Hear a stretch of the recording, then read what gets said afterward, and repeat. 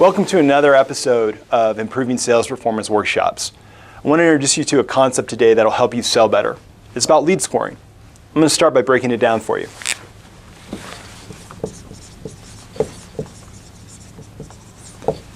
So lead scoring is awesome. What it does is it actually allows you to start to assign a numeric value to different actions that a lead does.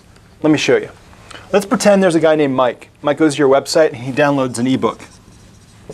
So now he's in your CRM. And perhaps you give him a score of 5. You start him on an automation journey. You're sending him emails that go to a blog. And it's all around value content for this person based on the action he took with the ebook. So let's say he does this 2 times. He actually clicks on the link 2 times. Maybe we add 2 and 2, and so now his score is 9. This guy in the old world might be called like a warm lead. In our world today with lead scoring, he's a qualified lead. Maybe what we're saying is anybody over a 7 becomes qualified and we pass to sales. So the importance with lead scoring is it starts to create a population in your funnel that has lead scores.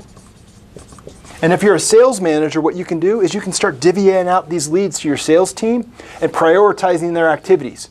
And if you're an individual salesperson, what are you going to do? Are you going to call a lead score that's 5 or a lead score that's 9? You're going to do this one. You're going to start to prioritize your time. It gets back to your highest and best use as a salesperson.